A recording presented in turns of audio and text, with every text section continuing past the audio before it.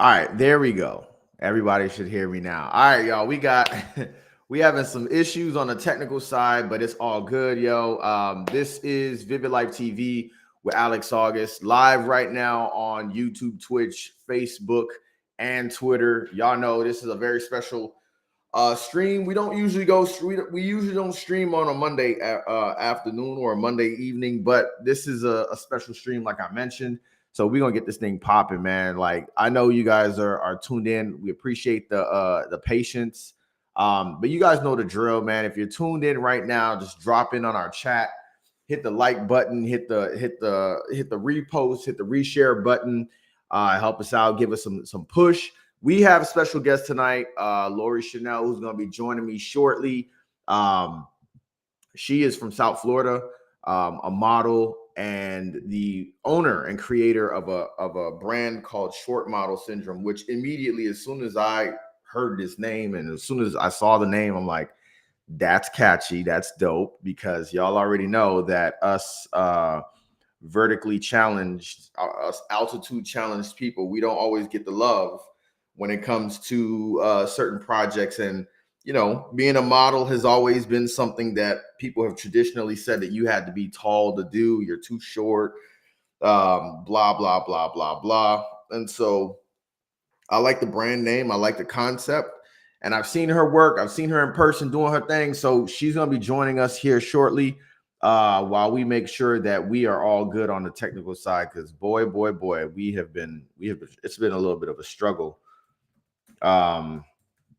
Give me 1 second. Just gonna check in on that. Yo, this is gonna be informal, yo. I know I talk about VividLife TV being kind of like a, I don't know, like a TV show, and sometimes it feels like you're watching a very strict program that's like well built out. I credit myself for that because I do put in a lot of time on this. But listen, sometimes these streams and the way this frontier internet be working out, man, sometimes, we gotta get a little informal, because these days, man, anything can happen. We be all over the place. These things just be all over the place with this technology. So we're doing the goddamn best we can. But we're gonna bring in Lori right now just to make sure that we're all good and set. So, ladies and gentlemen, without further ado, y'all welcome Lori Chanel to the mic. You there with us?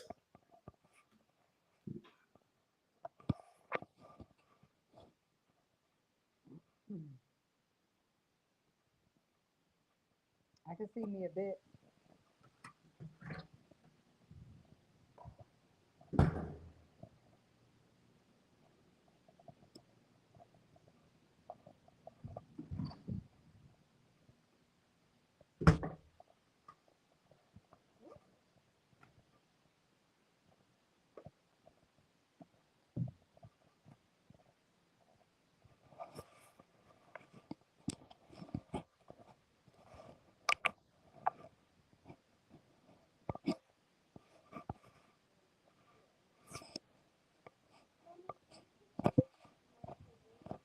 No, because I'm trying to do this.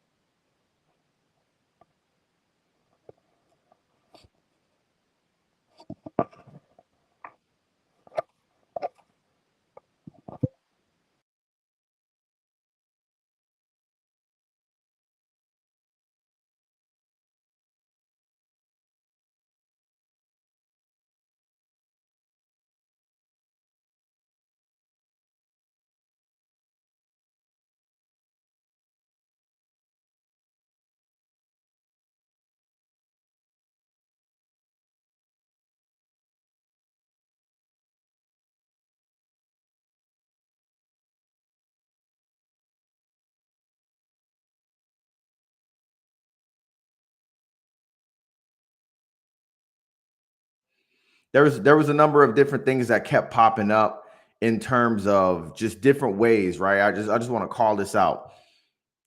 Working and doing VividLife TV, I wanted to kind of create this way of doing a stream without using, which all of my Twitch people, y'all know this one. I wanted to figure out a way to do a stream without having to use OBS, because OBS, despite what any streamer says, is not easy, bro. It's like the hardest platform to figure out. It's one of the hardest platforms to use. And so I did my research. I did a lot of research into like what could be done to create a really, really dope customized stream that I could kind of push out to, all the platforms that I want to be on. I'm a small streamer. I'm a small content creator. My audience is not in just one place. The interactions, the engagements are not in one place. And also, I'm still fishing, right? And when you're fishing, you got to make sure you're casting your best lines out there. And that's when I came across Restream, which is the platform that I'm on now.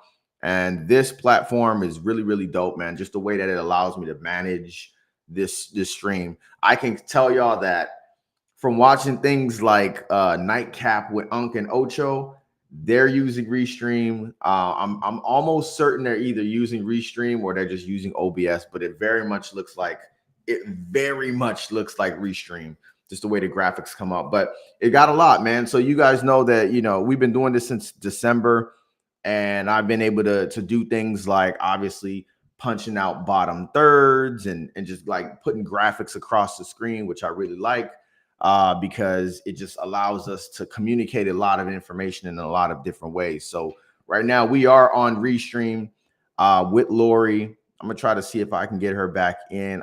I'm not gonna lie. I think your video might be. I think your video might be frozen. We're gonna give it a. We're gonna give it a shot. And if the video doesn't work, we could just do audio. Just keep it simple, so we don't get distracted with trying to figure out the technical sides. I'm gonna call it as iPhone problems, but we'll see. All right, let's see what happens from here. Can you see me? I think it is frozen, but I'm definitely here.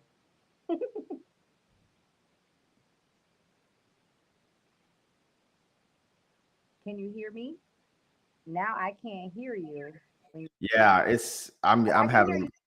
okay, yeah. Just we got a lot of cameras going on right now, and a lot of moving pieces. So I can figure this out.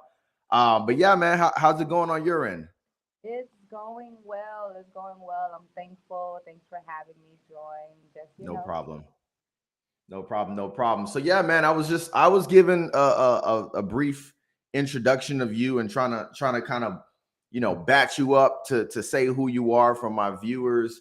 But go ahead, and why don't you give yourself your intro and tell the people who you are, and tell them a little bit about short model syndrome and your work just in fashion and as a model. Yeah, absolutely. Thanks again for having me, everybody. My name is Lori. I go by Lori Chanel. Primarily, I'm a model. I do print modeling. I do runway modeling, fashion model, swimwear, just a variety. So, just generally a model. I've been modeling now for about 3 years, Okay. and I'm a freelance model. So, what that means is that I'm not signed to like a specific agency. I just kind of want to be able to have that flexibility and the control just to kind of, take gigs, all that type of stuff.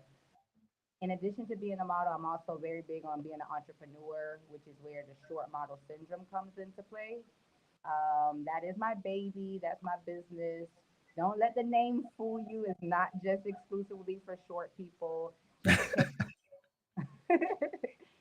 to get everybody's attention. Short Right. models, right? Yeah. And that's Yeah. about model diversity, just bringing different talents together, branding, building up aspiring models, just kind of helping them with that whole portfolio and just kind of getting to the next level. It's really what it's Yeah. about. So a lot of coaching, right? I feel like I probably didn't say that part, and I know I've written it down before, but like you're also a coach. Like you coach people on how to get themselves situated and how to get themselves started with that, right? Correct with the whole modeling, which is why I'm big on the whole model development aspect of it. And then that's where just kind of making sure to build your brand and then focus on walking and then posing or, you know, all the different aspects of modeling, and maybe even some etiquette, some public speaking, just a variety of things all in one. Mm. All right, I got my first question that I thought about as you were just mentioning that part. But like, what is the one thing that people never think about that they have to hone in on or they got to get good at as a model? Like the I would one oh, quiet yeah, you said one. kept skill to have. For me, just being for me, I would say, and I don't know if this maybe can follow along, but for me as a model, just getting into it, being okay with no, and being able to Mm. deal with rejection, and because that's something that you may experience often, or sometimes, depending on everybody, is different. But I think that's something to like really hone into and just understand that every opportunity isn't going to be a yes, and that you're Right. going to even have an opportunity that. Yeah, I mean, no, I mean that definitely makes sense, especially as an entrepreneur as well. And you know, you talked about like being an entrepreneur, and I immediately think of like in the world of anything visual, right? Whether you're a photographer, a videographer, a model, whatever the case may be, like branding is everything, right? And so when I think of branding, I also think of like you own your own brand. And I think with entrepreneurship and with owning your own brand, like no is part of the game, right? It's like you could be as good as you are, but like sometimes no is just part of the process. Like it's part of the journey, right? Is like everyone's not gonna rock with the cream that you're developing, and that's okay. But I could definitely see how, you know, in the world of visuals, right? Like things be popping and people, it's like, how do you know you're good at that? You know what I mean? Unless like the yeses start flowing and start flowing and start flowing. So I could see how somebody could struggle with no's, but I also think it's important, like you mentioned, to just remember that that's just part of the journey. Correct, correct. And it is definitely because not everything is a walk in the park. Definitely just building that confidence as well is super important in whatever it is that you're doing, especially in modeling. Confidence is super important because Yeah, that's where getting those no's sometimes will allow that person to still try again. Because if you don't have confidence, you're definitely getting that no, and you're like, I'm not doing this ever yeah, again. yeah. And oof. I mean, well, let's talk about you for a little bit with the never doing that again. Like, how did you said you started modeling 3 years ago? How did you get started in that, and what was like your catalyst for jumping into that world like that? So when I was younger, like as a kid, maybe about four, it's kind of been something that kind of dingled around. Like one of my aunts, I always give her the credit, because she was the one that really kind of put that in my mind early Mhm. on. But I just never had the opportunity to pursue it, right? Right, So life passing, having my daughter, just kind of getting back into the groove of, hey, I want to do what I want to do. That's kind of how I started. Researching a little bit, just kind of getting into just, oh, okay, what's local in Miami or Broward, connecting with some individuals who I've, did things with before. But what really kind of got me like back, somebody, one of these the designers like reached out to me out of nowhere, yo. And she was just kind of like, "Hey, Lori, I'm having a fashion show coming up. You want to walk?" And I was like, "Yeah." yeah, Out of nowhere, universe making it happen. So I guess this is my time to, get my feet wet, get back into it. Just being appreciative of somebody remembering me, right? For right. so years. Because that lady, Sophia Boutique is her name. I worked with her when I was like fresh out of high school type stuff, like just jumping off the porch. So then come back 10 plus years later for somebody to remember you and like, hey, I want to use you. That's Yeah, the thing. And I never looked back since then. yeah. That's dope. That's dope, and especially 10 years. Like Yeah. I feel like at our age, like we've lived multiple lives. Like we've lived so many different lives in 10 years. So like for somebody to remember you from something 10 years ago, I kind of feel like that's somebody. always seeing you for who you are though? You know, do you like, you know what I'm saying in that regard? Like sometimes people see all of your potential all the time, and sometimes like for us it's like we kind of see ourselves a little bit differently. So it's like you might just be you might have been radiating that energy for the last 10 years for someone to come, or you did damn good of a job the last time, right? So that's cool, man. That's cool. Something made it where, and I was so thankful for that. So that's where, like, even where I am now about building relations and connection with different like designers and different people, that means a lot to me because I know it goes a long way, especially to Yeah. kind of reintroduce into the whole modeling thing. Yeah, for sure, for sure. Yes. And so with my bad, I'm still thinking about that. With like having taken the break, with having changed it, taken all the time. And this is, by the way, this is not even our like full interview. I have full blown interview questions, but I'm just curious.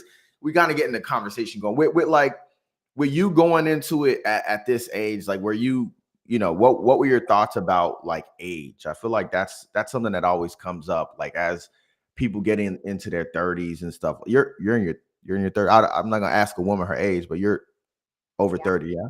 I actually just turned 32, so I'm not like the younger ideal age who's like running the show for models right now type thing. When somebody think about a model, they're definitely thinking younger. That's kind of what they go to. But it should. Why is that though? Like I don't really know what, like I that's one thing that like I'm gonna say that I'm a little ignorant to, just in terms of like I know that people always look for younger talent, but like is there actually a reason why? Like is there a logic to that, or is it just I feel like just society and just what certain designers or people want and what they're trying to cater to, who their target market is, what it is that they're looking for. yeah. That's kind of where short model syndrome kind of come from me with the whole model diversity because I frown upon that. You shouldn't just only want to tailor to someone who's 18, 19, 20 or a certain thing just because they may have that youthful look. I'm 32, but I don't even look 32. You get what I'm saying? And Right. I a lot of people that's a variety of ages that may be older but may not look their age. And even if they do, why can't they have an opportunity or a way as well? But I just feel like the market isn't tailored to that. They're more tailored to the younger, the youthful. We can maybe do a little bit more and have a little bit more flexibility with their schedules and their time because for me, I work. I have a daughter, so like I'm very limited on how often I can show up and do things.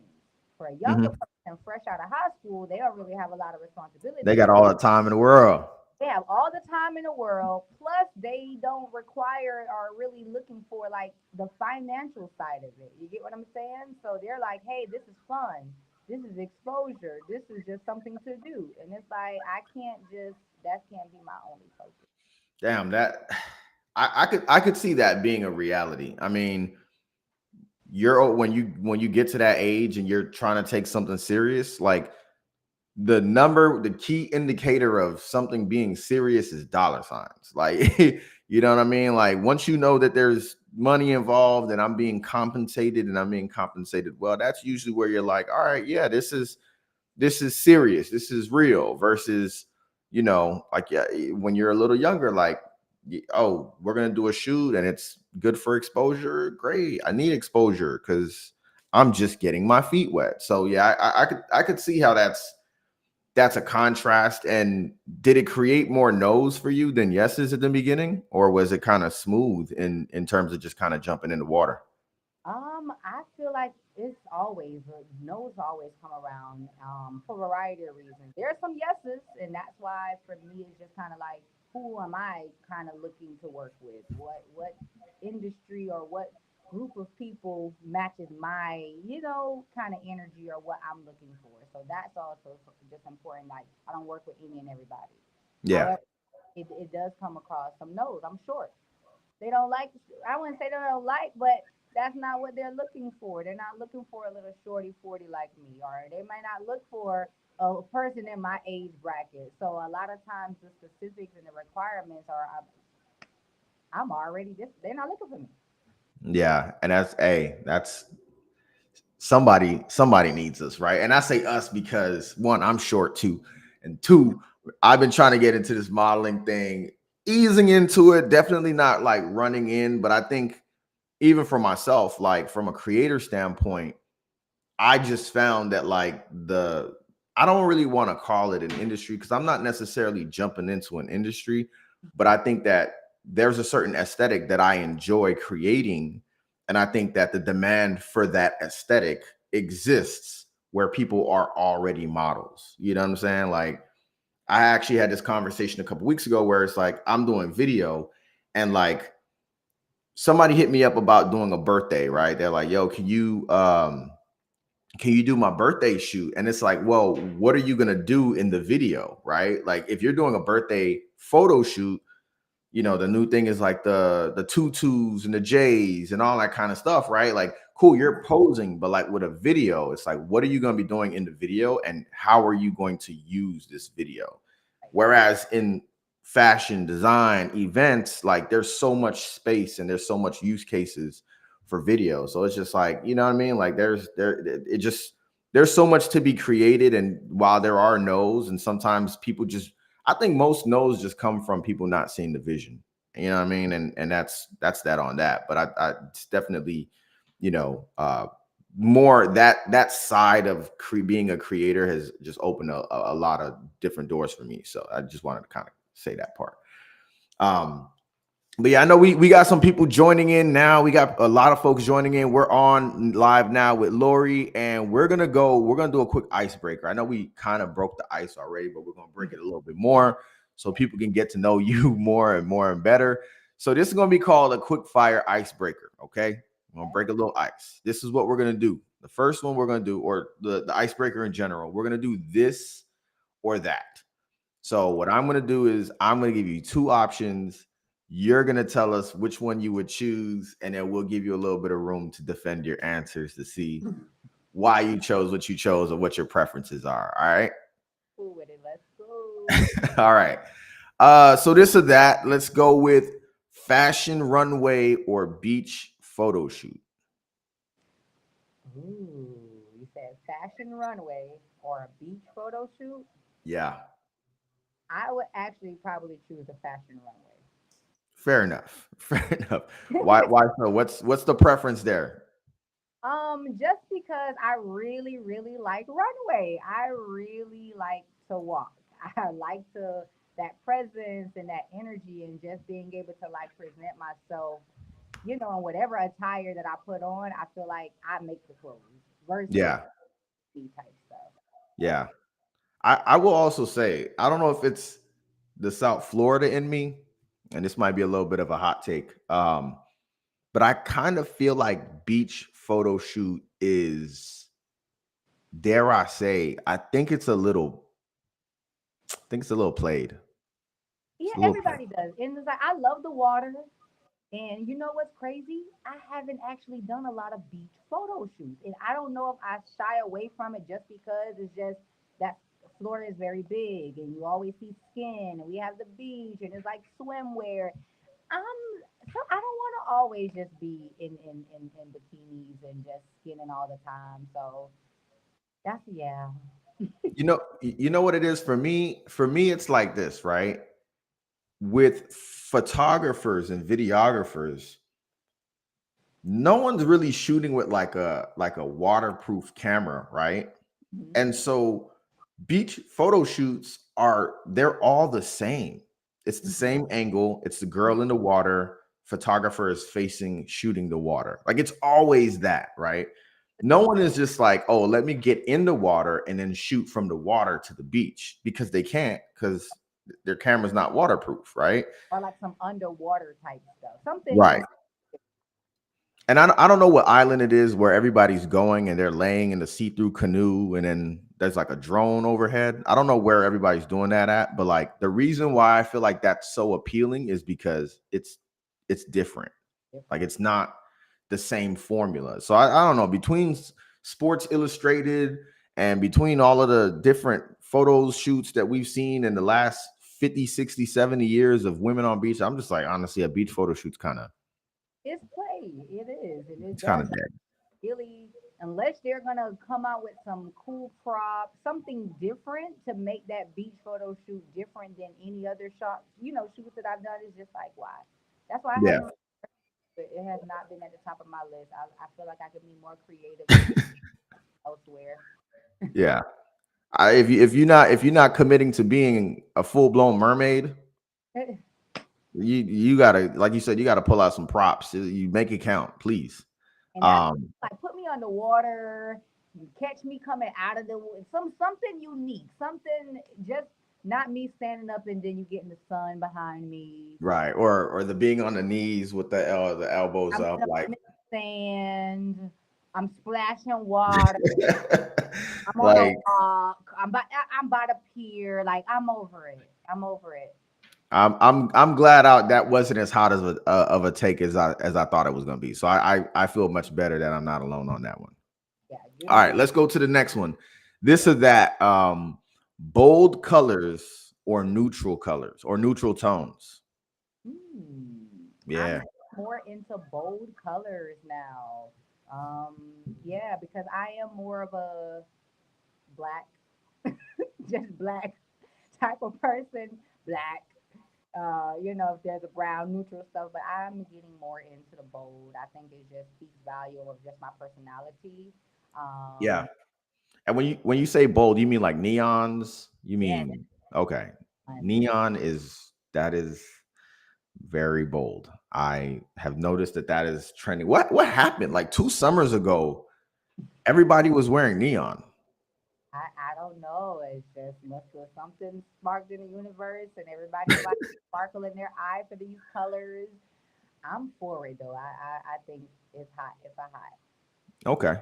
Yeah, I'm gonna dig into that because legit 2 summers ago, everybody was wearing neon bodysuits. I, I don't whatever. Body. All right, this is a good one. This or that, classic elegance or avant garde. I think classic elegance, like Okay, the formal ball gowns and formal. formal, nice looking gowns, just to get. I like that. Yeah. Okay, and this is a big one. We'll see where you go with it. Designer labels or vintage thrifts. Vintage Oh, fine. thrift. I'm not. I don't Really? about designer tags and stuff like that. I'm not one of those people who's gonna spend a whole bunch of my money on a designer's name. That's not it for me. Okay. Okay. I mean, I gotta this may be another hot take too, but I feel like the vintage thing now, like, is it vintage or is it resellers? Right? Because I went to an event and they were selling vintage clothes and they had like old Super Bowl t-shirts, Nah. right? Like the old like 1995 Cowboys versus Pittsburgh Steelers Super Bowl t-shirts. And those shirts were going for 120. And Mm-hmm. I'm like, bro, somebody wore that already. Yeah, So yeah. like, Wow. I don't know. That kind of caught me off guard. And you know what's crazy too? Because like for me, the vintage stuff they do, certain places and things do try to put a big price tag on it. But if you like thrift and you like really go certain places, you can find some really good vintage stuff that's not that Yeah. Yeah. expensive. But I like some name brand stuff too now. Don't get me wrong. So if somebody want to get me some stuff or I see some stuff for a good price, I will absolutely do it. But you know, What is a brand that people will more than likely find you wearing? No bars, like hands down, you absolutely have this brand. What is a brand that you be wearing? that's good because I'm not crazy with the brand thing. So like Okay, fair if enough. on sale, like Hey, I mean, I've gotten everything under the sun on a sale before. and I'm trying to be more into. I listen. For me, I honestly shop based on what's cost efficient. Remember, I make the clothes look good. The clothes don't make me. I've been getting more into like black brands. I don't know if the my hat is my screen thing is frozen, but like this hat that I have on now is a black brand as well, James Justice. So just kind of you know Okay. I'm different. I surprise people. You never know. I just make it look good. Okay. Solid, solid, solid, solid, solid. Good stuff. Thank you for taking part in that. Some interesting answers. I kind of assume that people like designer and only because designers they're still around. Like that's the only reason I'm like, listen, somebody's buying. Like You're right. people kind of keep people rag on like Michael Kors, right? They're like, oh, Michael Kors ain't what it used to be. It's outplayed. But I'm like, they're still around. Yeah. People are still investing their money into that. Yeah. Somebody think Michael Kors is still hot, and they do. Yeah. Are those And, companies still thriving? and ironically, I feel like Express is pretty cool, and Express just filed bankruptcy. So Yeah. we'll see what comes of that. And Oh, people you want know what? I have to. one more for you. Go ahead. I'm sorry. No, I was gonna say filing bankruptcy. That doesn't necessarily mean that they're going out of business, though. That's just room for restructuring, recalculating, and that relief a little bit. But Yeah. I mean, so my last this or that for you was going to be: are you going to the store or are you online shopping? oh, I'm definitely right now bad with the online shopping thing. Getting COVID messed it all the way up because one, I naturally don't like to drive, right? So Okay. because I don't like to drive, the fact that they've now spoiled me with the ability to just like order online and I know my size for clothing, so it's like extra small everything, I can't go wrong, right? So I'm good pricing, food even, like the DoorDash, like they take all my money. I was even I on will admit that. the car at one point with the groceries, like, yo, I mean, I feel like groceries. I don't even call grocery shopping online shopping. I feel like that is the greatest convenience maker. Because I remember back in the days having to go to Publix, then Winn Dixie, then mhm, Dollar Tree, then Walmart, all in one day, and then Target. And by the time you get home, you got to carry all the bags. Now it's just like, hey man, I could just order it in waves and it'll just come to my house. Like that's the greatest thing ever. So I don't really consider that online shopping. But yes, everything else, I'm with you on it. I'm trying to get rid of Grubhub, and I actually I am not an online shopper, but I'm also very very different. Like I sent somebody a text the other week, and I was like, "Yeah, I'm heading to the mall real quick," and they were like, "Yo, I haven't heard somebody say that in the longest." And I'm like, I still go to the mall. Like I still go to stores. Like I can't do the online shopping thing. It's too frustrating. I gotta wait way too long for things to possibly not fit. It's not for me. I need to go to the store. Unfortunately, I need to try it on.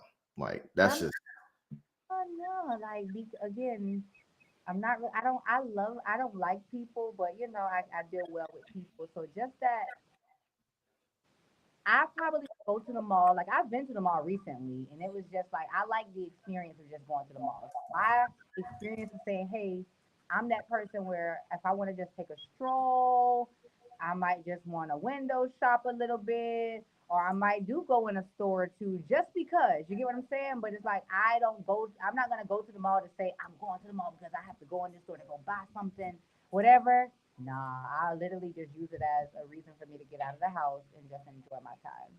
yeah. Oh man. I wish I could avoid it too. Cause like I'll be at the mall. I'm like, this shit is dead, yo. Like, oh my goodness. Like I could see why Express is filing bankruptcy. Like Right. I don't think I've ever seen people rushing to. Well, I haven't seen people rushing in the mall at all. Right, that's number one. The thing Unless, go was ahead. with Black Friday or whatever, the malls and the stores were not as crowded like how it used to be. And that's another indication where people are not really actively going out and shopping as much. Yeah, but like the stores. I mean, Black Friday is a really good example because when was the last time you saw a Black Friday deal that was just like to die for? Like we don't. You know what I mean? Like it don't be like that no more. So Oh, and normally it's electronics, and then a lot of times it's again very scarce on certain things. And then the Cyber Monday has taken over to an Yeah. extent because the prices are good, or just year round. If you're a good shopper, you can find nice stuff that's still affordable or cheaper than what you would have played on a Black Friday.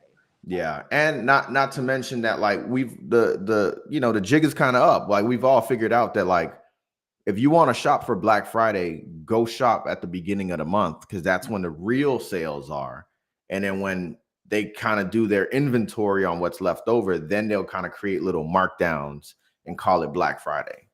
Like when I found out that you could buy a TV for $199 at the beginning of November, and that same TV is gonna say that it's marked down at $320, like I was like, oh yeah, listen, why go fight on the day after Thanksgiving when you just proper planning and you'll be all right, you'll be straight. Exactly, but see, that's the gimmick. So people on to it now. It's like you're not gonna take all my money to make it seem like, oh, this is the best time. You're gonna get the best deals right now. Right. Nah, bro. Nah, those days are over. We're not, and I think that's kind of the dope thing about like online shopping is like it kind of made everybody a little bit smarter. Like we're all just a tad bit more educated shoppers Yeah. because of the fact that we've gone like, all right, let me go read the reviews, Mm-hmm. right? For these pants. My girl's always looking at like reviews, and I'm just like, I forgot to check the reviews. I'm not gonna lie, I don't do that. Like, I don't, she's like, I oh, this think on that. I need to do better on the whole review thing.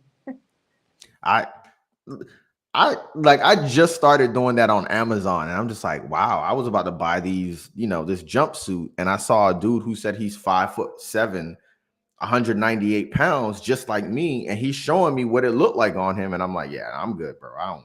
Yeah. I don't, So it definitely helps a lot. But like I said, we've all become much more educated shoppers just because of the fact that people are shopping online and doing the whole, leaving reviews and stuff like that. It gives you opportunity with online to like quickly compare prices, right? Because if you're Right. in the store, you're only seeing this at this one price. So either you're gonna get it or you're not, right? But when you're online shopping, I can go to Walmart, compare it to Target, compare that to BJ's, compare it to, so I can quickly compare prices and make a sound decision. So Right. Right. Yeah. So let's check the chat real quick. I asked the question, what are y'all thoughts on shopping at the mall? Do y'all do it at all? Because I remember back in the day, yo, you were going out, there was a party, you were like, let me go hit the mall to go find a outfit. And I don't know, I'm aging myself, I feel like. But you know what I mean? Like you would go to the mall, you'd see people at the mall and be like, oh, you going tonight? Yeah, I'm going. I'm grabbing an outfit, grabbing some shoes, whatever. Like that was a whole thing. Now it's like, remember, like younger me, like teenager to before even becoming an adult, getting on the city bus, riding the bus to go to Broward yeah, or that's what, Grandma. Like that was a thing back then. Like we used to get on the bus to go to the mall just to hang, just to shop, or just look. That was a thing. yeah. You know what I was thinking about the other day. I'm gonna kind of change the pace a little bit. I Mhm. was thinking about prom, right?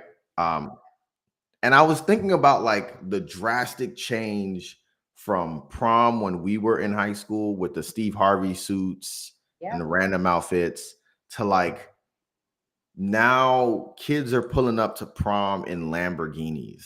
Like, Versace custom made dresses and dropping off in hella. It's a whole fashion. It's too much for me. it's way too much for me. I It's way thought too when I was younger, I got my dress made and I paid a couple of $100 because we had a little seamstress lady that I thought I was amazing just because I got a custom made dress versus going to Diller or one of those places, right? right. Girls is barely wearing clothes. The cars that they're pulling up in is just ridiculous. Just the car part alone is kind of like I remember I went to prom in a convertible, right? And I thought that was like, oh, I'm flexing. I'm in a 2008 Chrysler Sebring, right? Oh And my God. now like people are showing up to prom in Corvettes, like Stingray Corvettes. And I'm like, that is a kid. That's a 17-year-old. That's an 18-year-old. Like I I hope that ends by the time I have kids and by the time they turn 18. I hope we like something more, I don't know, like rent a horse and a carriage or something like that. Oh, well, yeah, do that. Ride up on a lion. I'm fine, but we're But not a Lamborghini. I'm not. not giving an 18-year-old a Lamborghini. You like you don't even know how to drive. Like I was thankful to even have a car to drive myself to the event. Like Yeah. Technically it wasn't even my car. We split the car 3 ways. Just me and two homies. Like, hey, bro, we're all gonna, just share this car. my aunt had like a nice hooked up with rims and stuff. Like, at that time life was different for us. So, had rims, Right. hooked cars, that was it. So I was like, yo, let me take your car. We got the rims, I got the music blasting. I'm a pop out. That was good enough for me. That was good enough for me. And it's Now funny because like the funny thing about prom and cars is like there is no aspect of prom where the car is really that important. Like you're gonna pull up in it and you're gonna park it yeah. and maybe to let out. And this is how I know I'm older now, because like I just look at things so differently. Like at 18 years old, I probably would have been like, open the suicide doors, like open the seagull doors and leave the doors open. But now I'm like, and you're gonna do that for maybe 30 minutes before the chaperones tell you gotta go home. Like you're not in the car long enough for prom to be that, you know, that relevant with a, well, you're not in the car long enough for the car to matter, other than the photos. But again, you're It's a not. slowdown now. Everything is about show. One person who did better than this person. And for me, that's too much stress. One for these parents. You not. I feel like it's not teaching a good lesson to the kids. Like y'all living way above your means and expecting so much. Now they're even making like proms and different things for the middle schoolers and the elementary. Like you're taking away just that. Oh, I'm looking forward to something. Like what? Yeah. I can't get with this. And then the way they're asking, like the drastic like prom proposals. Don't get me wrong, I think it's kind of cute. The prom proposals, I think it's a little cute because it's just like, you gotta really be like, hey, would you like to go to prom with me? And that's cool. I'm all Mhm. right with some of that. But like some of these prom proposals are becoming as big as $40,000 wedding proposals, like the grandiose gestures, the helicopter coming down with the sign, the people lined up on the fences. Like, okay, like, But and I'm like, what is putting these in your child's mind? What colleges they finna go to, or what career, or technical school, or what money are they gonna make, right? To yeah, this visual and that you're giving them that this because this is not reality. They're yeah, not gonna have this car tomorrow. They're not even gonna have a car tomorrow to drive in jail, but we're gonna put on for one, not even a full day. yeah. You know, I got 2 points here. Point number one, I feel bad for the photographers at prom. Like, if you think about it, right? When we were growing up, all of that jazz, right? All of those things, right? You went to prom and you had to take the pictures and you had to pay for the pictures. Yep. But now you could do the whole photo shoot at your house because your mom and your dad got iPhones or Androids, and like they could just print that out, right? So I feel bad for the photographers, unless you got a 360 booth, unless you got something really, really just exaggerated at prom itself.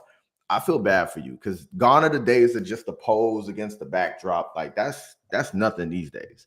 But Um, photographers and videographers, because of how things are, people are doing like those pre-bookings. Oh, I want to go do a prom photo shoot. I want to go do this recording or whatever.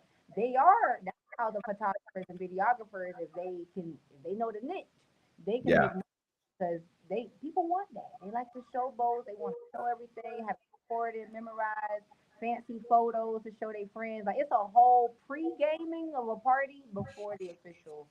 And yeah, yeah.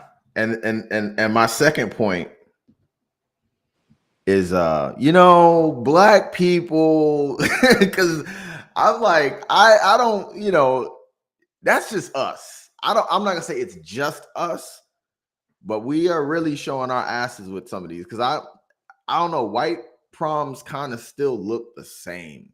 Still look like They, back in the day. yeah, girl The comes most they down with the in it thing. was sliding in expensive cars that they might even own, or their mother's cars. That they're coming up with foreigns and very fancy cars, but that's normal to them. I'm still seeing very traditional suits on that side of the fence. The But women hey, listen, I mean, rainbow. it's cool. I guess this is the day, and these are the kids that went to. I'm trying to find like a middle ground to give them credit. These are the kids that went to school during the pandemic, so we ought to let them enjoy something, kind of cool. It's I just, blame it on the parents. I'm sorry. I blame it on the parents oh, I and mean, them for sure. go with society. And now, like I said, not really showing valuable lessons because priorities and things are not in the right order. Your kids have D's and F's on their report card, but you finna go spend all this money for them to you know what I'm saying? Like, where is the you earned this or you deserve this? That is, I feel like that's not happening. It's like we just giving this just because we want you to look like the person or fit in and not feel like you left out. What the hell? Yeah, but like in school, weren't you not allowed to go to? You weren't allowed to go to prom if your grades was tripping. We had a lot more things we had to work hard to be able to access, and like even the end of the year True. school trips and certain things, like it was criteria. I think they did away with all of that. Mm.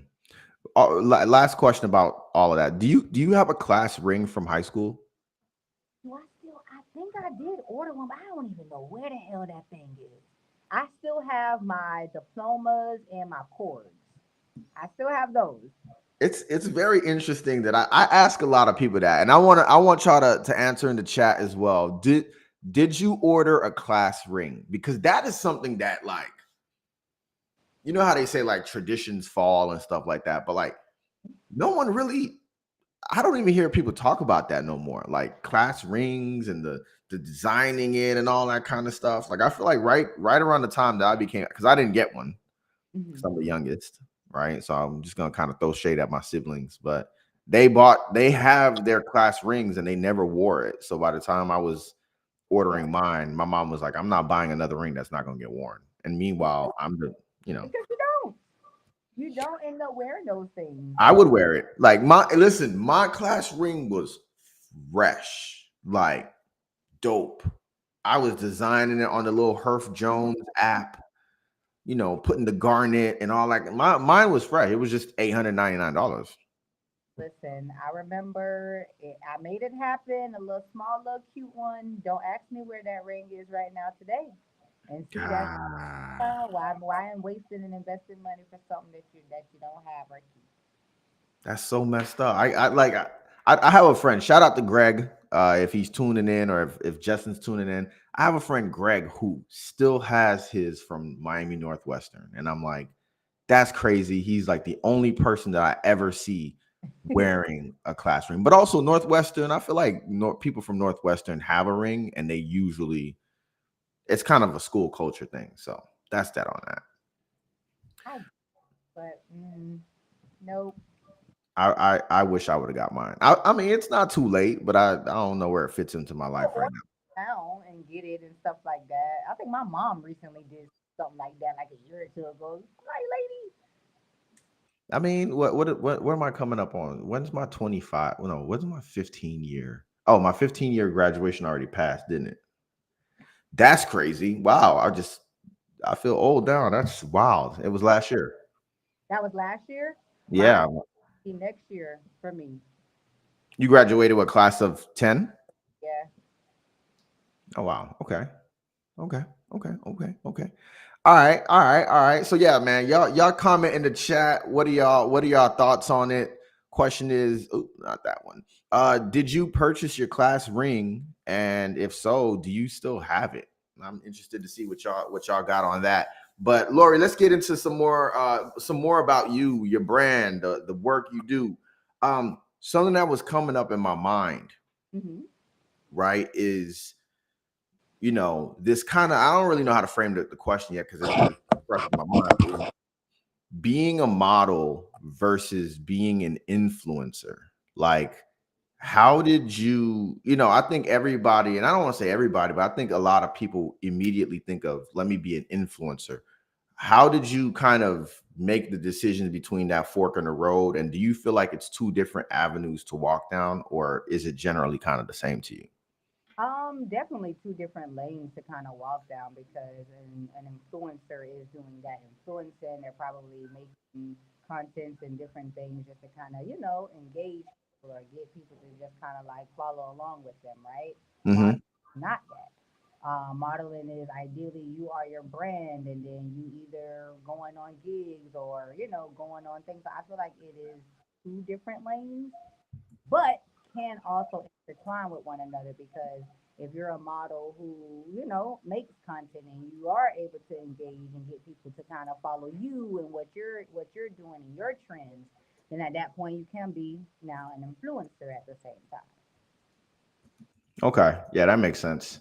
And with you, a lot of the content, I know, obviously the shoots, the video shoots, the photo shoots, that's kind of a big part. And then for you, you do kind of have a little bit of, I mean, there's that again, there's like a fine line between coaching and being an influencer, right? Your content about how to be a better model, how to do your walks, that's not really influencing. That's just you being a coach. You know what I'm saying? I feel like the word influencer is tossed around in a way that's kind of like it obscures some of the lines and things like that. But a lot of your content also includes some coaching things as well, right? Right, right, right. Definitely just kind of giving tips and just insight on different things and aspects as well. Okay. Okay. And so as the owner and the coach of short model syndrome, like what's like maybe not the number one, but like what are some different ways you're trying to make an impact on either the industry or people? Like what's your kind of goal with making an impact in that space? The biggest thing is like the whole thing is about the diversity aspect of it and breaking barriers and limitations and things. So for me, I just wanted to and will and continue to provide a platform that kind of bridges for all different talents, different age, different this, different that. So that's really my biggest thing and where I'm going with the whole short model syndrome and my avenue of being I wouldn't say different, but making opportunities for those who are not widely accepted or who may not have full opportunities or who may not have a direction or a guidance to go. So that's where it comes into play in that development. Okay. Okay. That definitely makes sense. And with creating opportunities, it's casting calls, it's sharing where the next casting calls are. What does that look like in like a just a day-to-day operation for you? For me, yeah, I'm always online, just kind of searching, researching, just general because on my page I do a lot of like resharing.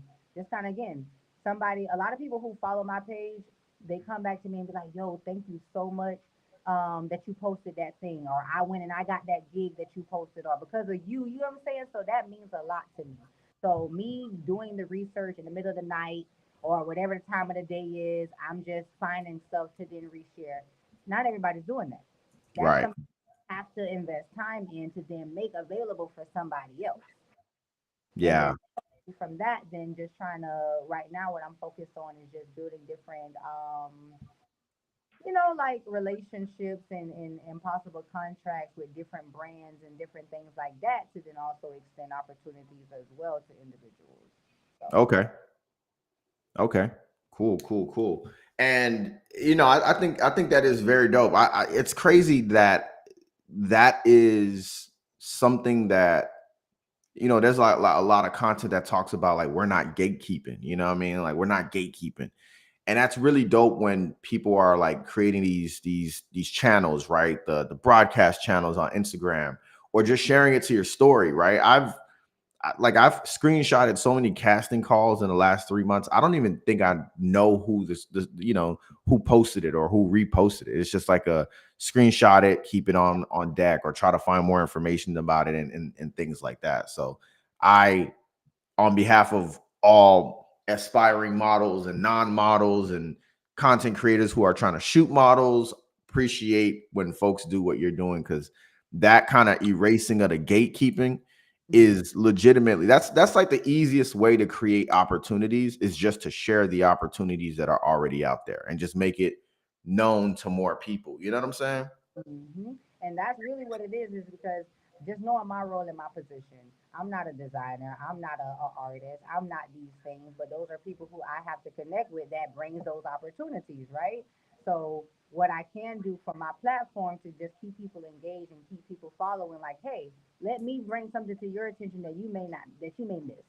And Mm, like I said, just on your own device while you're researching and you may see something, you're just screenshotting just to build that up.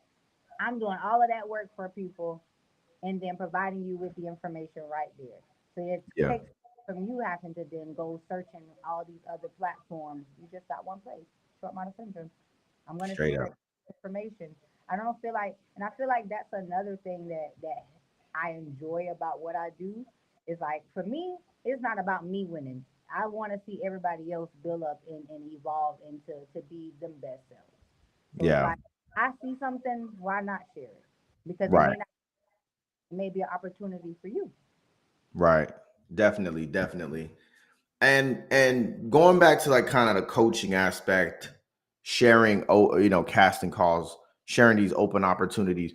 What's one of the misconceptions that a lot of people have about going into this world? Whether it's people who are fresh, they're green, they're new to it, and they're going in kind of with green ears, or just people on the outside looking. What are some of the misconceptions that a lot of people have about seeking out opportunities as a model?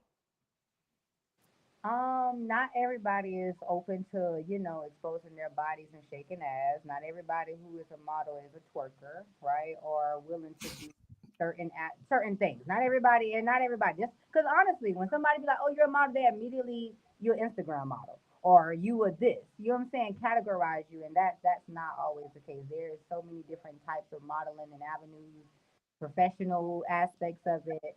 Um, so yeah, that's one. Yeah. Another thing I would say is because people think, oh, when you think about models, they think dollar signs, and they think that it's money behind it immediately, or that it's just money flowing from every opportunity, and that's not true. Not, and I can, if I can say it again, not true, because yeah, it's not a lot of starting out. You will find yourself doing a lot of things for just because or for exposure or just that opportunity to say you did it and you got something under your belt. Yeah. And what sucks is that it's now just a big market where there's a lot of people who is willing to do the same job that you don't want to do for free. They Yeah. love. Yeah. So it's almost kind of like there's a little bit of not like undercutting like maliciously, but like everyone in that space is basically looking for the lowest margin. You know what I'm saying? If I was shooting a music video and I can get a model who says, she charges $100 an hour, and there's another model who's just like, I'm just trying to get some exposure, like naturally she's probably going to get the opportunity because she's just Right. looking for exposure basically. Exactly. And that's where I feel like a lot of in this industry and a lot of people don't have good model budgets or they don't even think about having a model budget.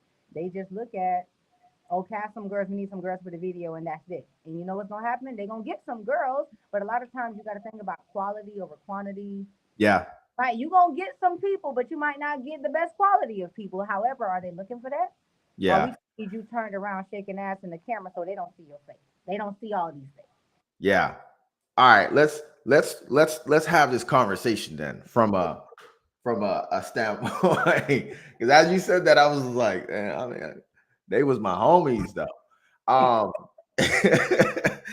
So when it comes to videos, when it comes to work production, what should that look like, right? Genuinely asking for real life advice. What should a model budget look like, and what should it include Should it be itemized to include hair and makeup? Is it fair to say come with your hair and makeup done? Like what does that look like? And every situation varies, and like you said, so one, it needs to be like if a person knows, okay, they're artists, right? And they're like, boom, I'm doing this video. It's gonna be a 12-hour shoot. You're gonna be on set for 12 hours, right?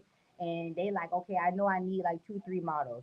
So in their minds, what they should be looking at is because you should be thinking about everybody. This is somebody coming to waste, invest their time, their talents, whatever the case may be for you.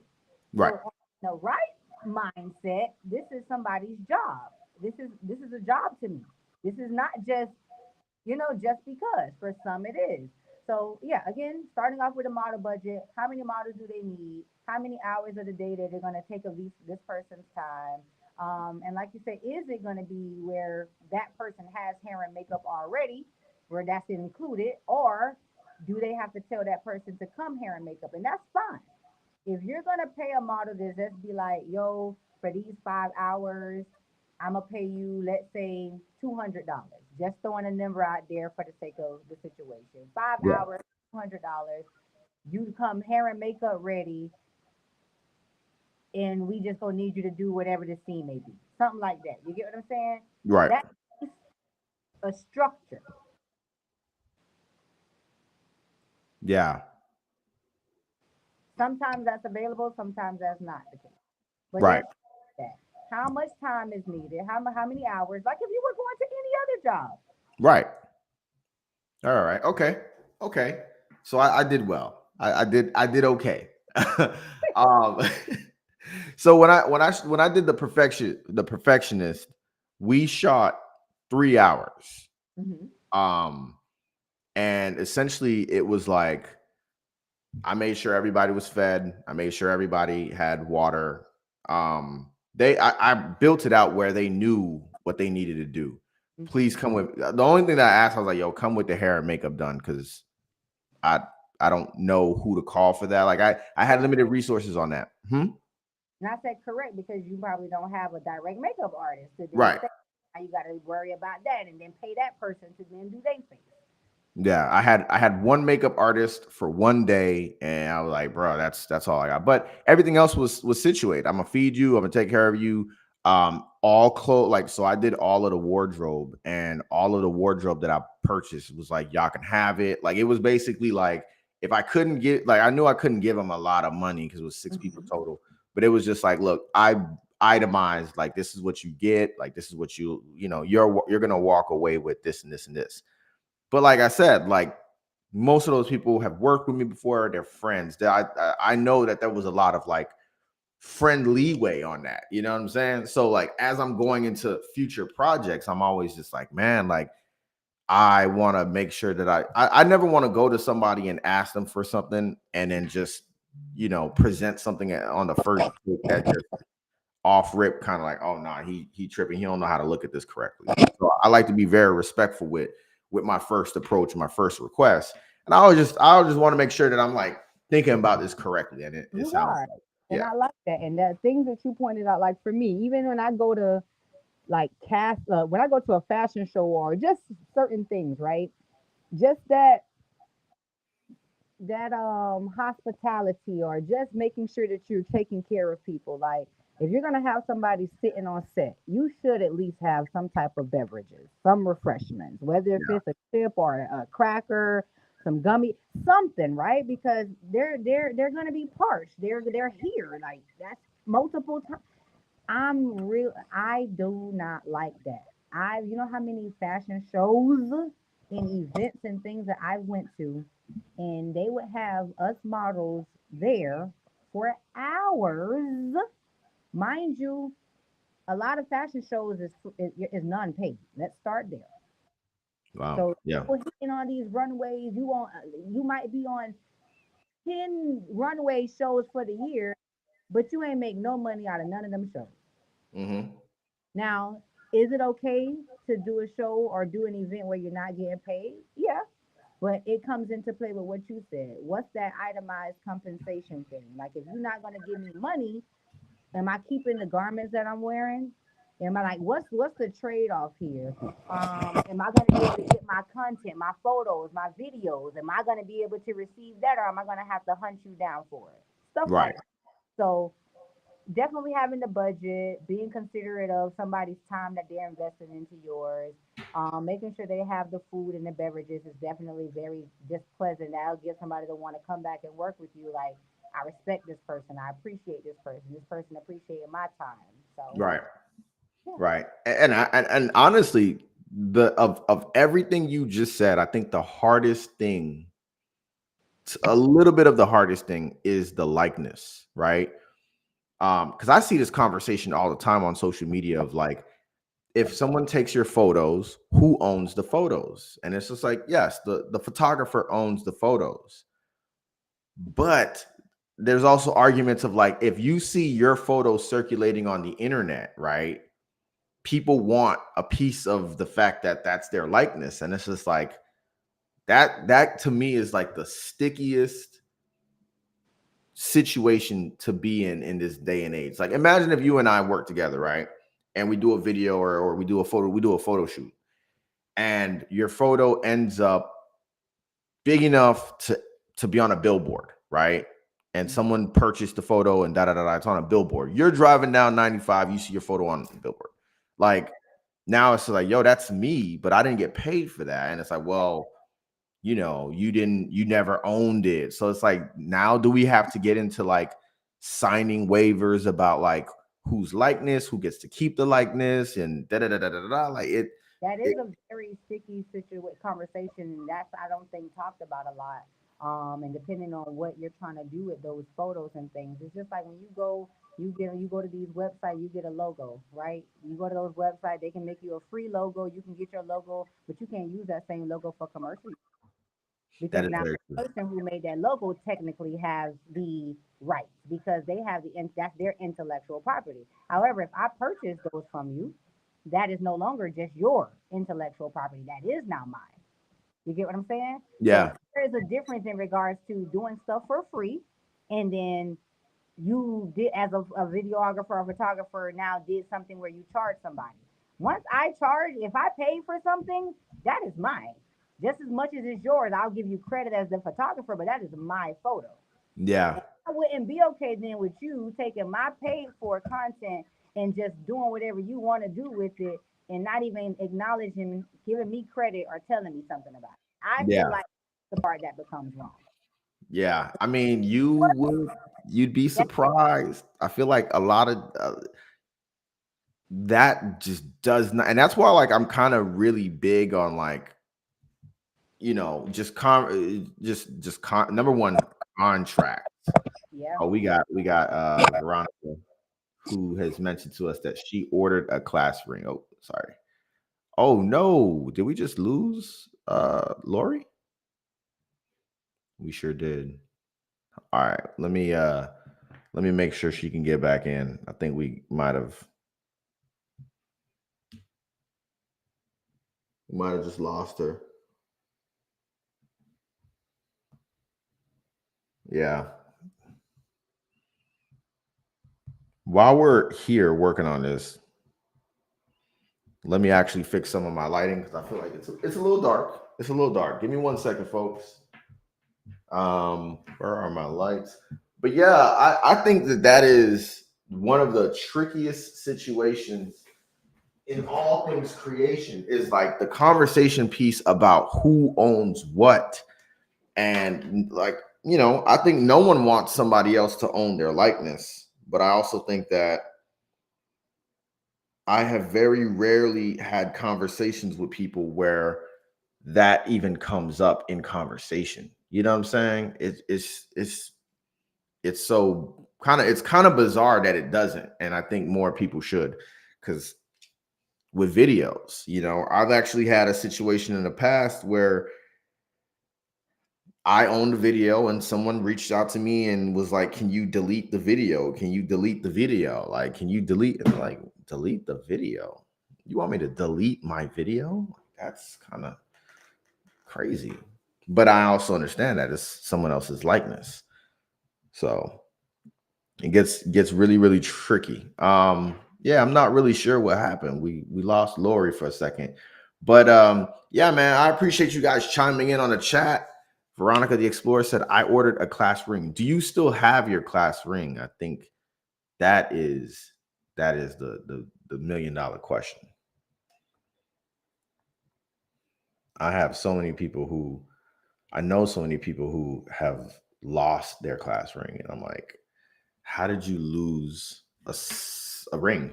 Not even the dollar amount don't matter. How'd you lose a ring? All right, let's see.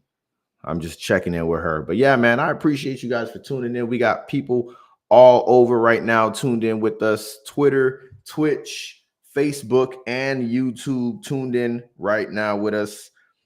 We were on with Lori Chanel of Short Model Syndrome, talking all things fashion content and creating. As we were getting into that guest interview, talking about who owns the rights, you know, and I my like I said, my first thought is contract. But I also know that I have spoken to people, and I can tell that some people have not been thinking about that. And actually, now that I think about it, I've had a situation that was exactly that. But it's different, right? The scenario was that I was working at the university. This was in college, and I was, I was an orientation leader, and I was unfortunately long. Like the contracts were kind of iffy, but you worked as an orientation leader from April to April, even though like you weren't actively doing orientations. And so I ended up leaving the position in January. So I had 3 months left.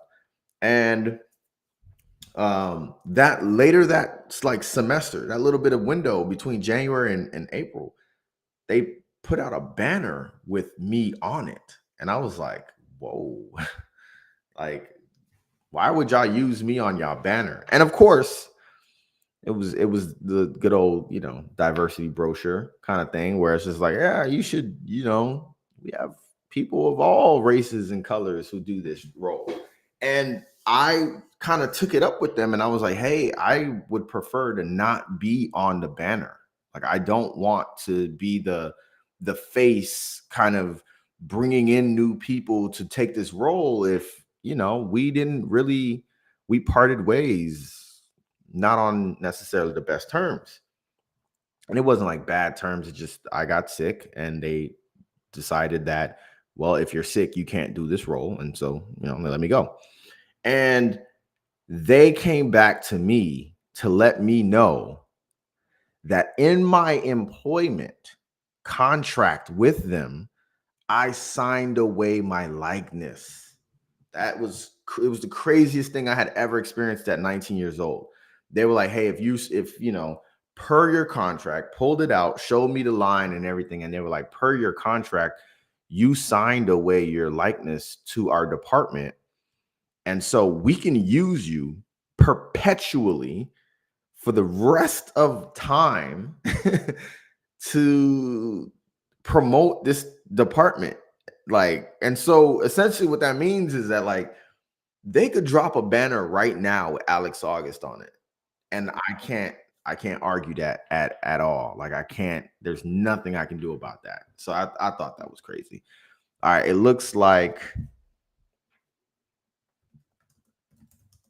okay, cool. Perfect. All right, we got Lori back in here. All right. Yeah, I'm back. You good? You good? Can you hear me?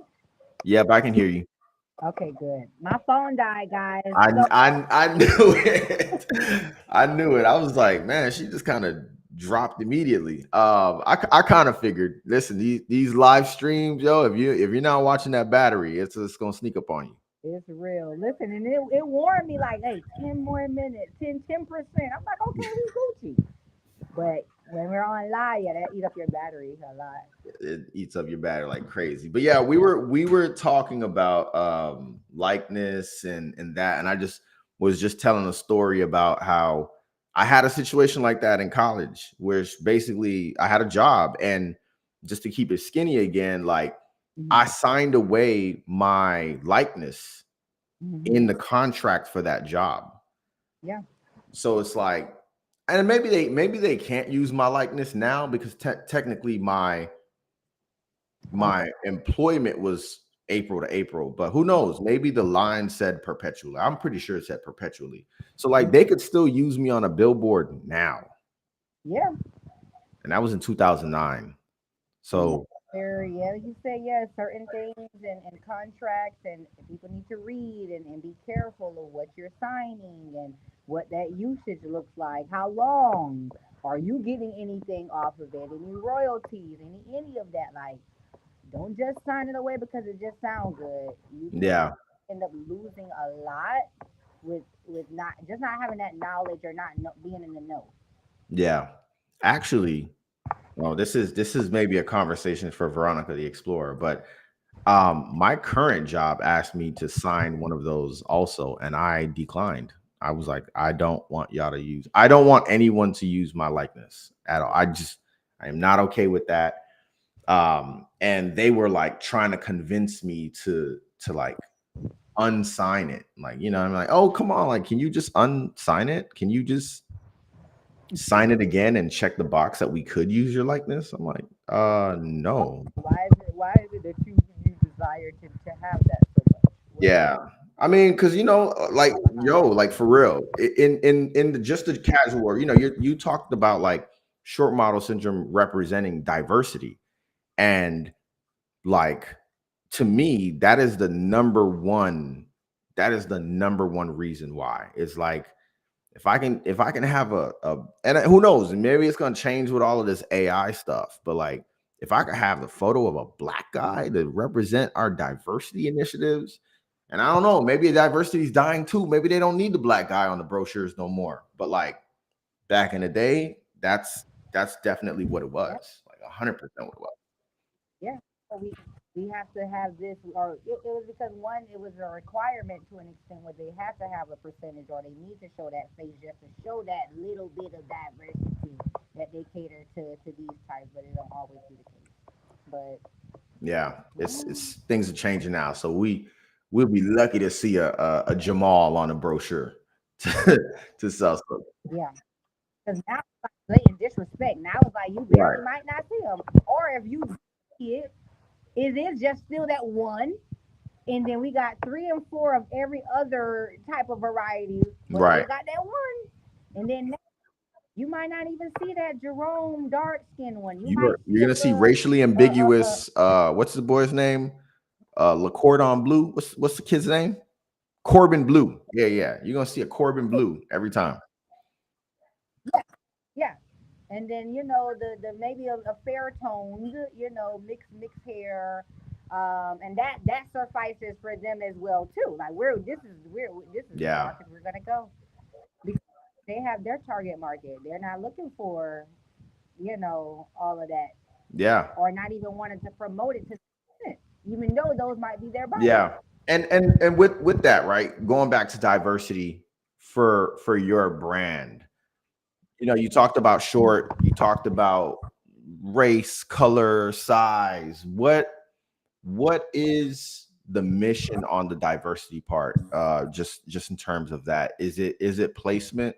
Like, is it diversity for the sake of finding ways to, like walk me through that a little bit? Diversity as in just more so Okay. Yeah. showcasing, right? Showcasing that because that is not to the forefront a lot.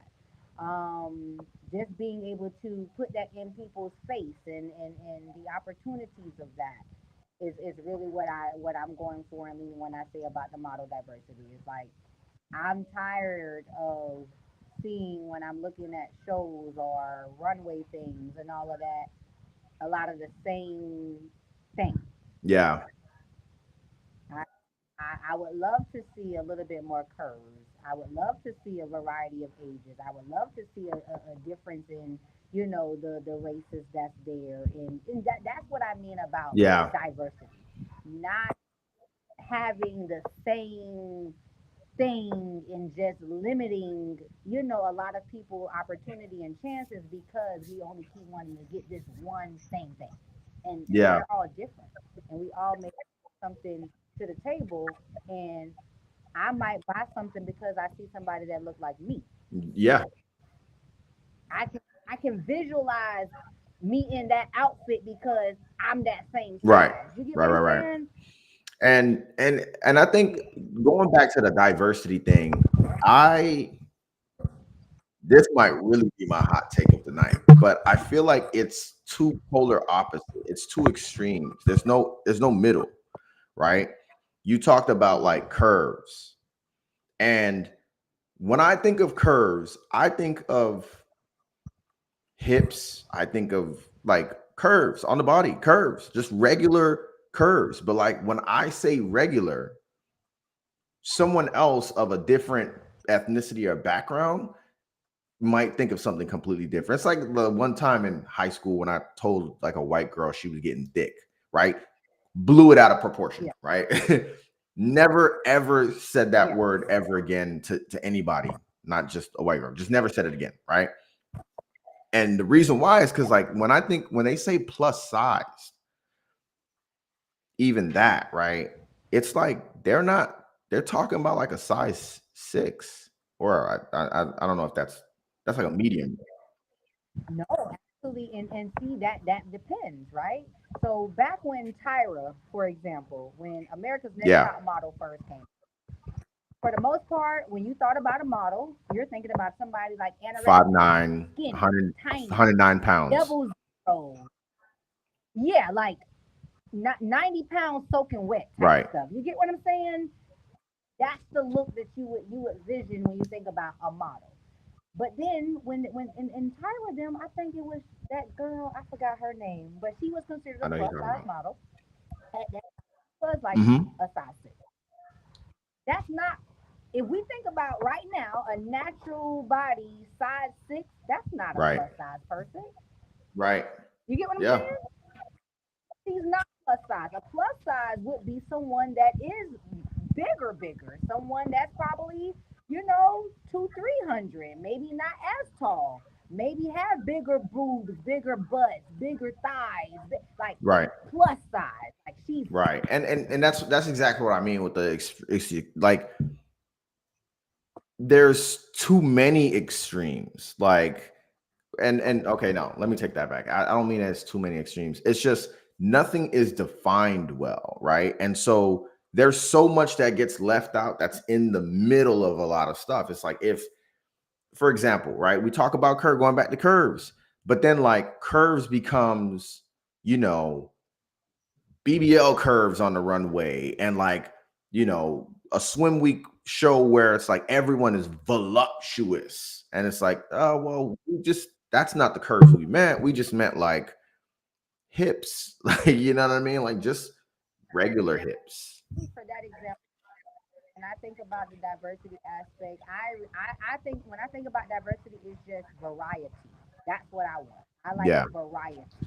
So if it is going to be, if they do want to see curves or they do want to see that, I just don't want to see in the bikini the same type of thing. The girls with the fake boobs, the girls with the fake butts, and because they're looking for a certain look, that's where it takes away Yeah. from the diversity aspect of it. Because we're only just looking for this one look because that's what everybody Yeah. likes to see. It's I mean, hey, I always say that I enjoy.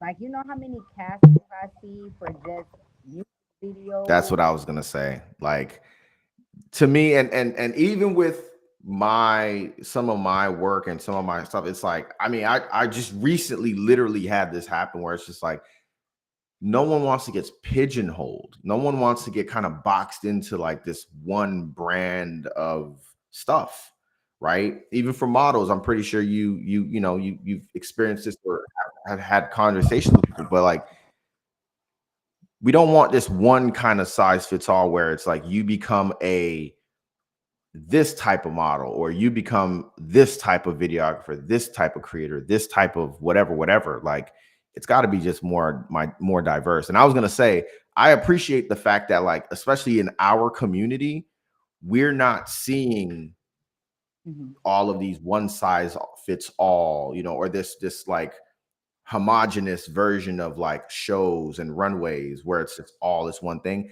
Especially in Tampa and St. Pete, I highly, if you ever make it your way this side of the state, it's very dope. Like there's so many people here that are just creating very diverse shows in an area that doesn't always Yeah. feel that diverse. You know what I'm saying? Here in Miami, because that's not, I'm Broward, Miami area. Broward one isn't on the map that big. It's a lot of talent that's down here in Broward and different things, but that's not the popping area. Right. Miami is.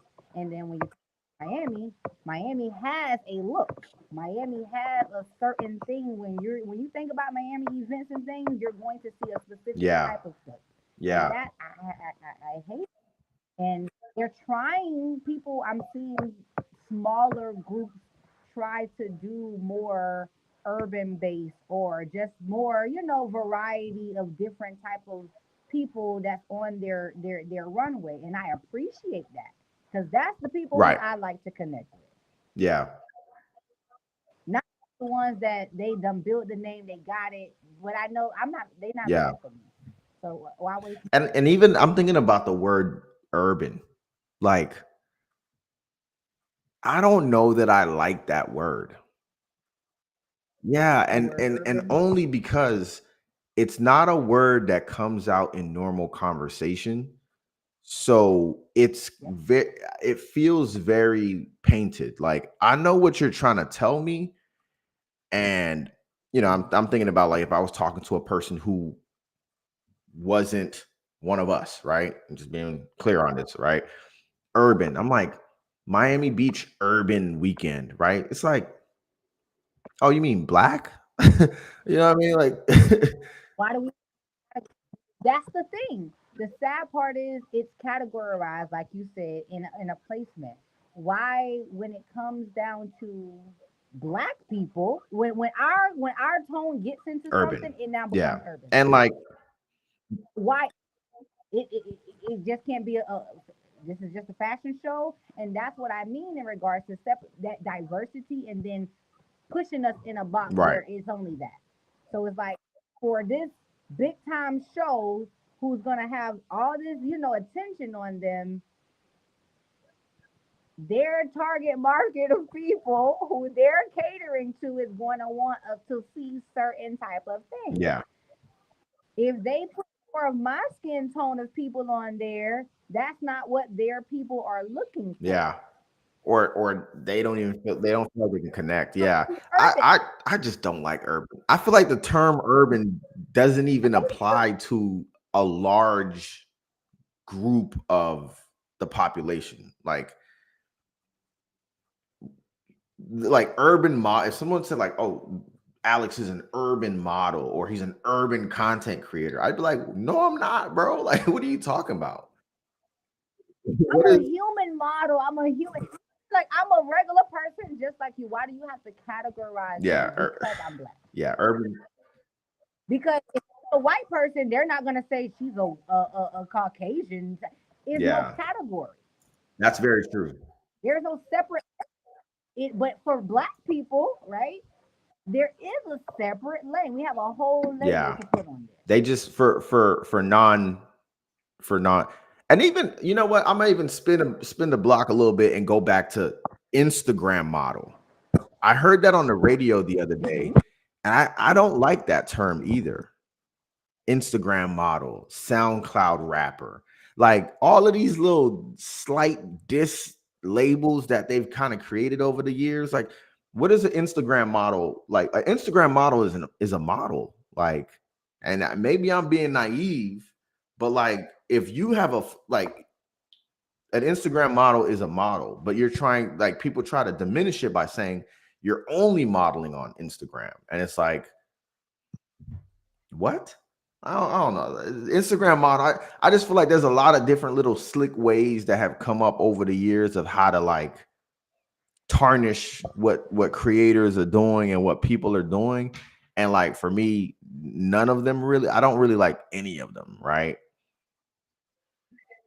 I can see that. It's just like somebody saying like, "Oh, Alex, you and your Yeah. little lie stuff." What do you mean, my little lie? Like, put some respect on it in general. Like, I'm doing something. Why does it have to be like that little Yeah. this or that?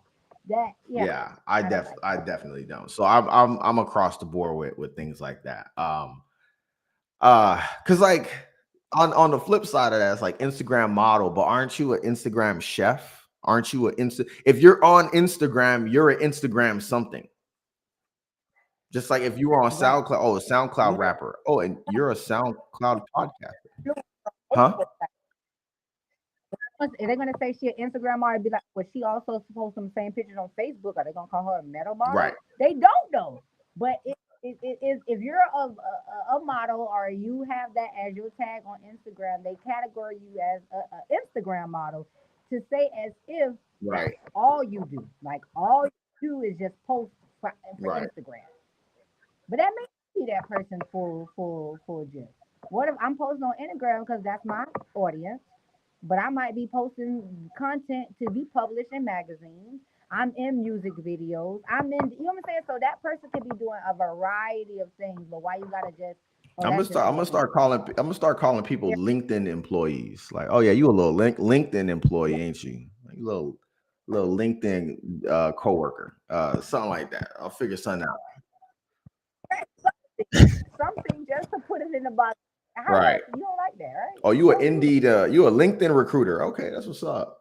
That's what's up. Little LinkedIn recruiter. Um, Look, so look. I do have a question.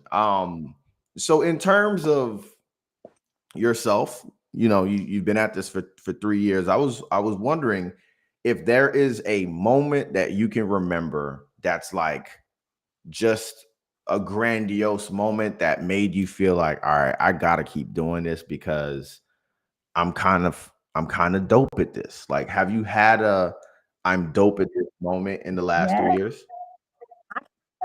And that legit came from like being on a I was somewhere one day and I'll just kind of few different things. One of them is being at a casting call one day or at a show and one of my homegirls came up to me and was like, "Hey yo, I just want to thank you." And I'm like, thank me for what? Like what did I do? She was like, "No, I just want to thank you because like what you're doing, keep doing it. The gig that you posted the other day, I went to it and I got it. And I was, you know what I'm saying? So that made me feel that was my first time with somebody coming to me and just kind of speaking it and acknowledging the fact and thanking me of like, damn, if you didn't do this, I wouldn't have had Yeah. this opportunity.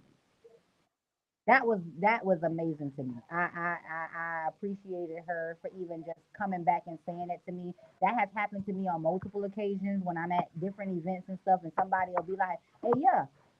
They'll be talking about something, and they'll be talking about like something that they're coming up to do or that they're doing, and they'll be like, "Oh yeah, Lori was the one who," or I got that off a short model.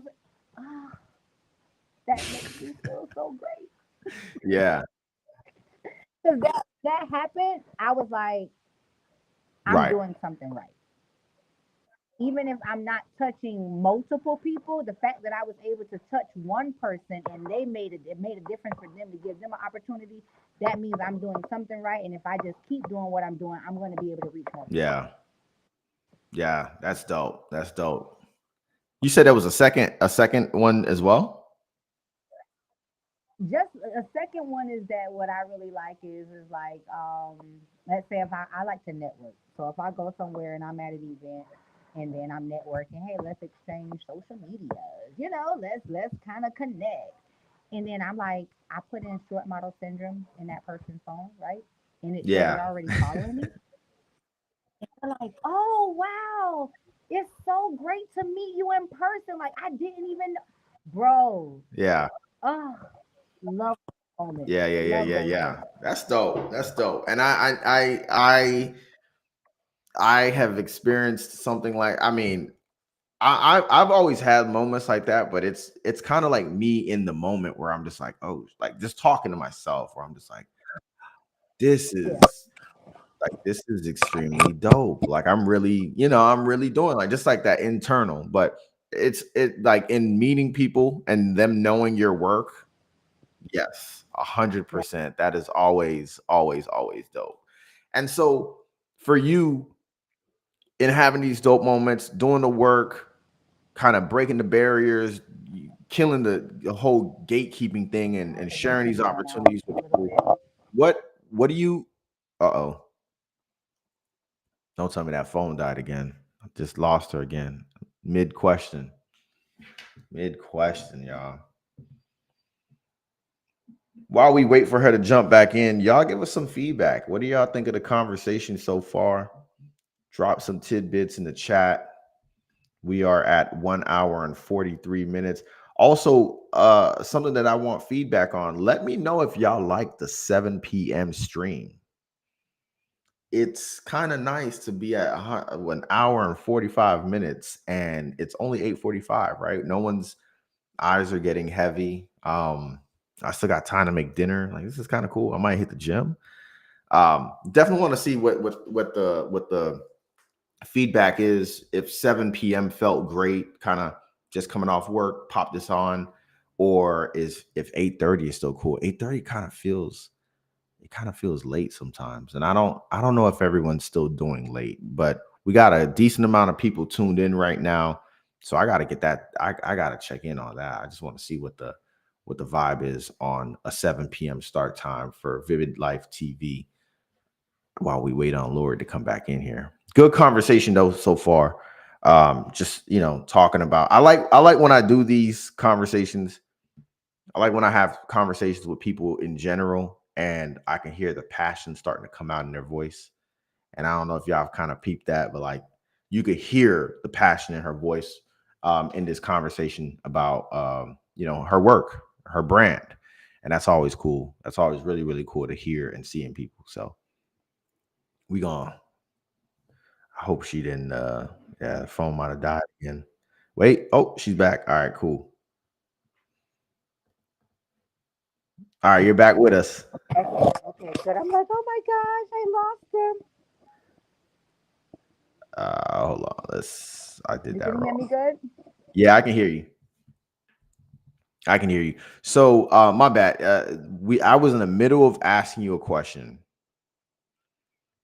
And that question was going to be, what do you or how do you define success? Like, what is success to you in what you're doing with both your own model career and then also with short model syndrome?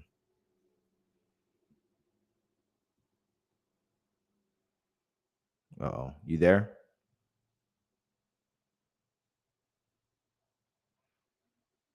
Have a little technical difficulties. You there, Lori?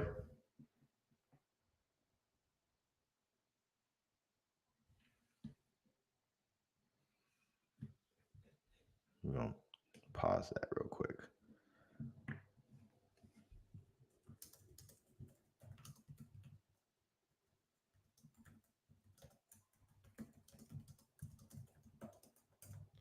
This is actually just actually got me thinking, man.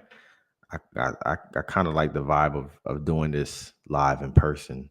There's just so many different avenues that we can all go with so much of this stuff, and I'm always thinking of that. Like my mind is always on expansion mode. You know what I'm saying?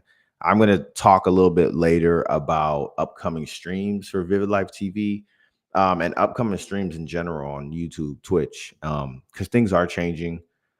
We're still going live on Wednesday at 8:30. So didn't catch this. We'll have some clips on that stream for 8:30 on this coming Wednesday, April 24th. So let's see if Lori's with us real quick. You there?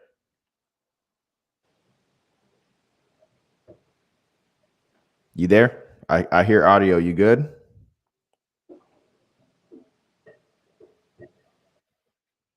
All right, we're gonna pause that. I'm just gonna shoot her a little message. But yeah, we all of our streams are available now through June 26th. So there's a wide variety of different shows that are coming including, I'm just going to drop this now because we are kind of towards the tail end of the stream, but there is going to be a very special Vivid Nights stream that's coming to Vivid Life TV. That's going to be June 12th. Check that out because it is available now. You can click notify me on any of the upcoming streams so that you get that notification when we go live on YouTube. You can also check it out, of course, by subscribing to alexaugust.com and checking out that streams page and watching that there. So I'm super excited about the Vivid Nights stream, and I'll have more information on that on, of course, alexaugust.com. All right, I think we are good now. Let's see. Lori, you there? Yeah, can you hear me? Yeah, I can hear you. Okay, good. Yeah, I'm back. Okay. Okay. Okay. So my last question before we wrap this up was basically, how do you define the success? Like with everything you're doing on your own modeling career and everything you're doing with short model syndrome, what's success to you? What is going to feel like you've checked off a major box for you? Um, for me, right. Well, one, this event that I have coming up is definitely a tester of it all, just to kind of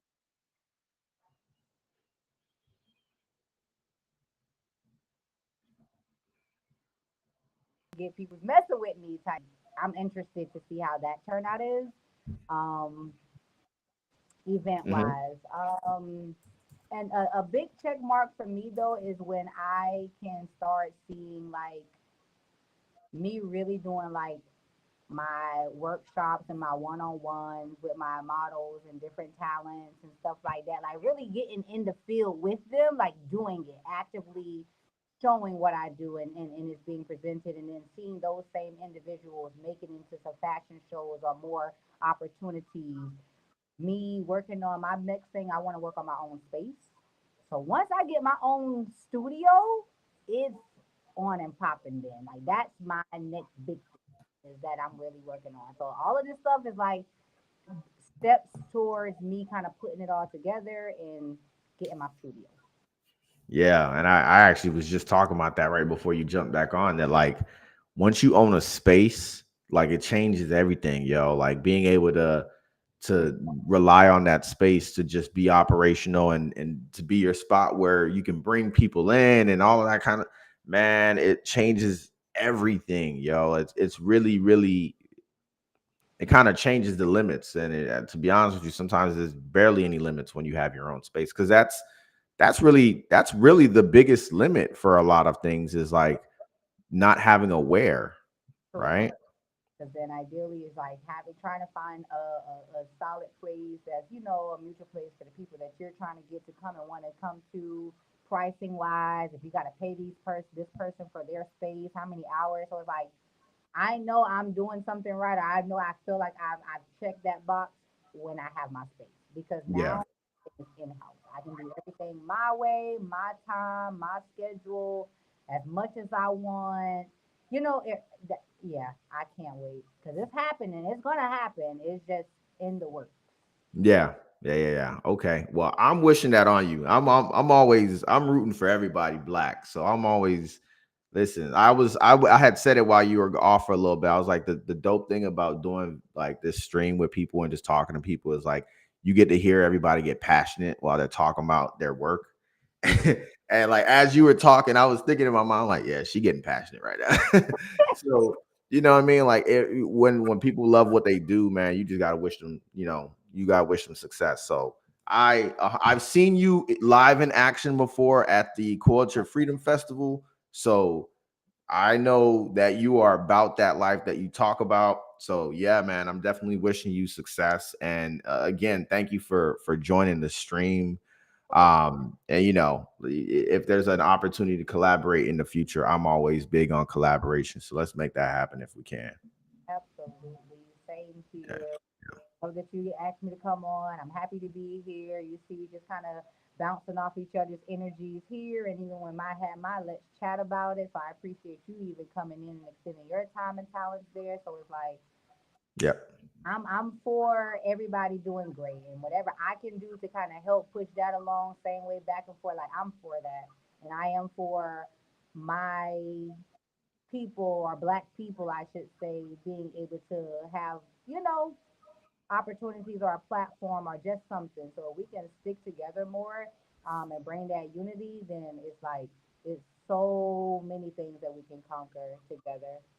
Yes, yes, yes. So thank you for joining tonight. We're officially at 1:53. I try to keep these under 2 hours. So we can definitely wrap because I got to get some dinner and possibly run to the gym. So thank you for joining us. And of course, I'll shoot you the information for the stream. I'll send you the link Yep. so you can share it and put it around and have people hear the word and the messages that you've dropped tonight. So we will definitely keep in touch and I'll have that information out to you. Thank you again so much. Greatly appreciate you having me. Guys, if you don't already, Instagram is Miss Lori Chanel, and my business is at Short Model Systems. Follow. Yes, I'm going to drop that in the chat now. And yes. Y'all follow her on Instagram, Short Model Syndrome, and Miss Lori Chanel. I just definitely messed that up. My bad. Um, but yeah, we'll keep in touch, and we're just gonna sign out for a little bit. I'll make some quick announcements, and then we're gonna wrap this live stream up. So thank you for jumping on with us, and we'll stay in touch. Yes, sir. Thanks again. Thanks everybody for joining. Have a good night. All right, take care. Yes, y'all. So that was dope. That was really, really dope. Glad to be back on with VividLife TV. Like I mentioned, all streams are available right now in terms of everything from next week's show to the week after show. We have a lot coming. Make it cinematic. We have, and like I mentioned, that Vivid Nights, that is going to be a performance stream. So we're actually going to have artists, poets, including myself, performing on the stream. If y'all heard about Vivid Nights last year, it was a really, really dope experience. This year, we're running it back and basically doing it as a stream. So super excited about that. All that information, of course, has two homes. You can check out the information as needed at YouTube. That is, I am Alex August on YouTube. If you're checking me out on Twitter X, if you're on Twitch right now, you know the groove. All of the clips and highlights will be there.